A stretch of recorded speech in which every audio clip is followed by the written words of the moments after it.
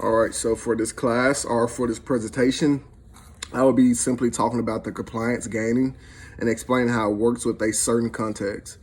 To start off, I feel like it would be good to define the compliance gaining and talk about how it is different from the persuasion because the two might be confused to certain people. So, according to our class book, the persuasion of social influence and compliance gaining, compliance gaining refers to a change in a person's behavior.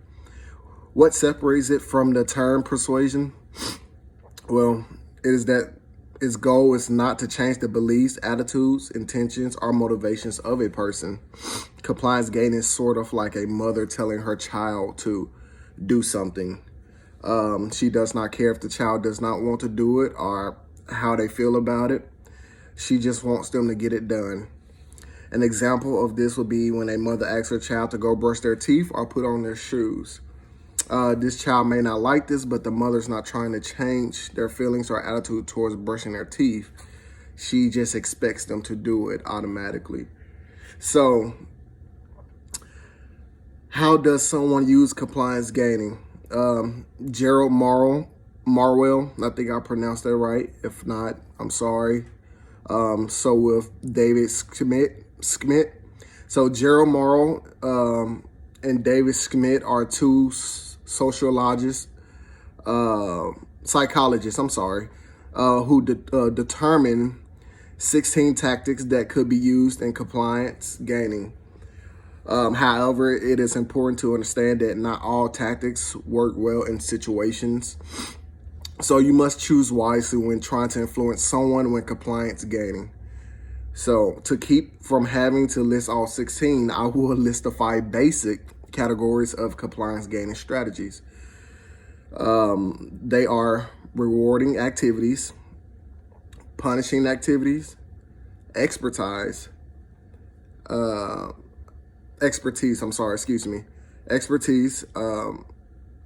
activation of impersonal commitment, and activation of personal commitment. Those are the 6 things. So the next, there are certain dimensions that affects which strategies you use. Research by Cody, Walfield, and Jordan shows that there are 7 of them of these dimensions. They are dominance, intimacy, resistance, personal benefit, rights, and relational consequence, and apprehensions.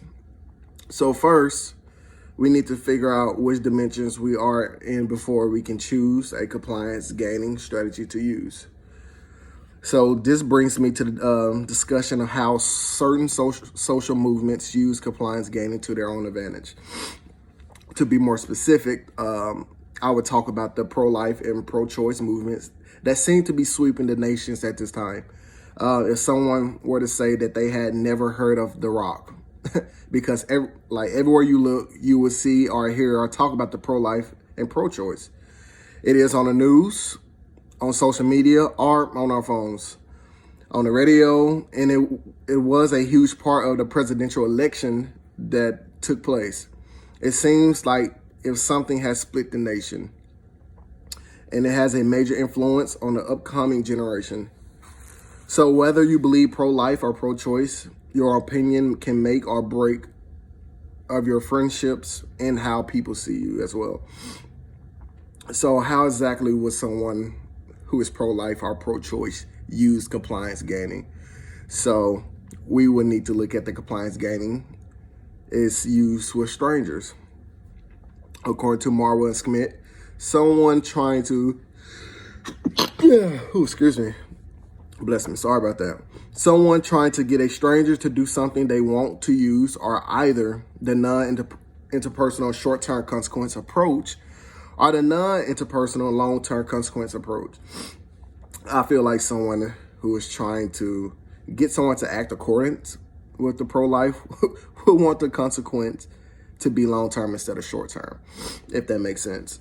So, for example, I remember seeing the pro-life protesters staying out Planned Parenthoods across the nation trying to talk to women walking to their clinics. They had a brief moment to try and get them to change their actions before they walked into the clinic. In a short amount of time, they needed to make the strongest points in providing a convincing argument if they were going to make an impact on a person they were talking to. I believe this is a type of communication that fits in the rhetorical,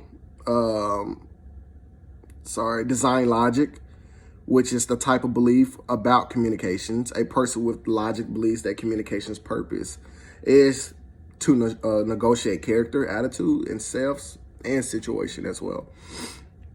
They are proactive and they try to use irrational arguments to make their own point. I can see how some people, how both pro and pro-choice, pro-life and pro-choice movements will use this communication logic as well. So when it comes to these two social movements, there is an end goal for both of them as well.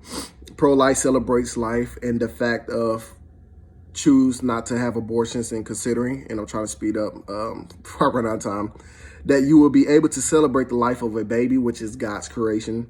This is the prize they want you to see in a legitimate prize because it is true. For pro-choice, their end goal that they want women to understand is that you will have the final say-so if you want to choose what to do with your own body. While this is not a bad thing, it's not a good thing either. In this case, yes, having control over what you do with your body is a basic human right. But what about the human inside of that body?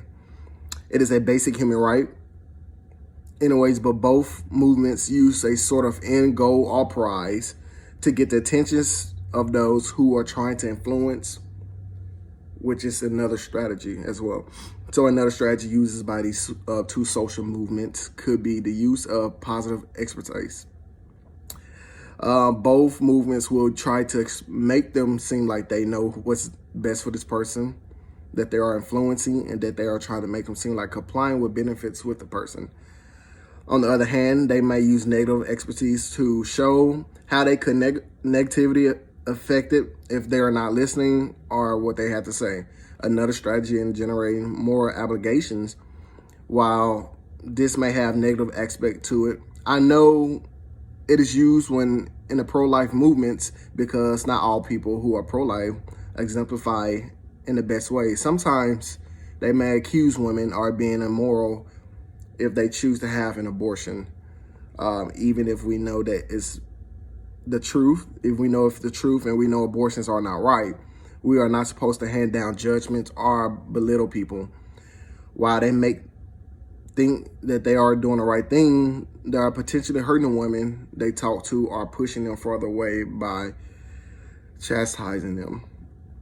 So last but not least, and all in all, we can see that social movement use a variety of compliance gaining tactics to get people to do something or change their mind in their own favor. It is evident that both pro-life and pro-choice movements have their own tactics and that they use influence to the people around them. I believe it is important to make a moment and study these tactics, so you are not blindly convinced to do something without having a chance to think on it or figure it out for your own self. Understanding compliance gaining can benefit us as we go throughout life. That way we can spot it and use it appropriately when it is necessary. Thank you.